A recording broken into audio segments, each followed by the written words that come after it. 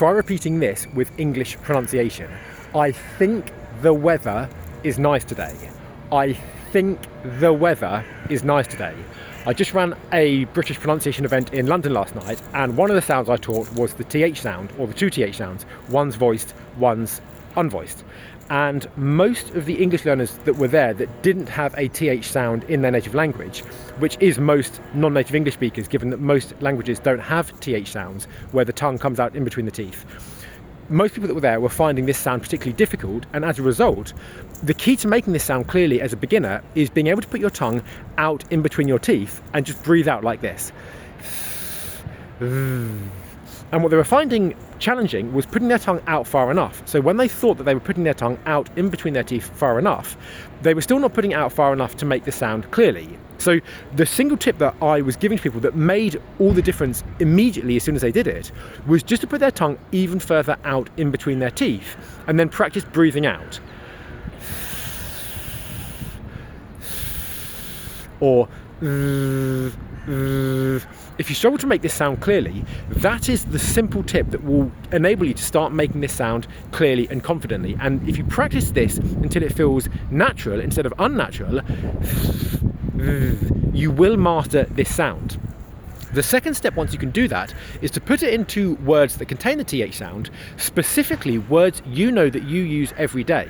And if you can't think of any words that you know relative to your profession or the areas of your life where you speak English, then what you can do instead is put it into a common grammar word that you use multiple times every time you speak English, like the word the car, the apple, the time to do this.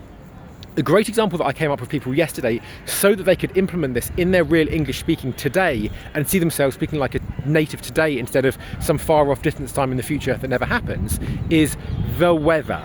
Okay, if you're in England or you're talking to English people, one thing you'll know that English people or British people talk about a lot is the weather. So a perfect example to practice intentionally speaking with British pronunciation in a way that is completely natural and isn't going to make you feel awkward when you do it in real life is to take a phrase like the weather and say something about the weather, because it's something that British people talk about all the time, so you're not going to speak out of place or sound unnatural or feel unnatural when you practice doing this. And by doing this, you can immediately, intentionally speak like a native in your real English speaking, and by seeing yourself speaking like a native in your real English speaking, right from the first time that you do this, you prove to yourself that you can do it, you can speak like a native fast. So the two tips, if you don't have a TH sound or two TH sounds in your native language, one voiced, one unvoiced, step one is to practice that simple exercise, putting the tongue in between your teeth and just breathing out. That's the unvoiced TH sound, as in words like think or thank you. And then the voiced TH sound is very simply practice making noise, just any noise, then put your tongue in between your teeth and keep making that noise. Take your hand, put it on your throat, and you'll feel vibrations like this. That means you're doing it correctly. Then put it into a word. I recommend the, because you use it all the time, and then it's very easy for you to practice then taking that word and putting it into real speech. One of the specialists that was at my event last night specializes in cell biology. So I was saying to them, how are you going to take this and apply it in your real life tomorrow?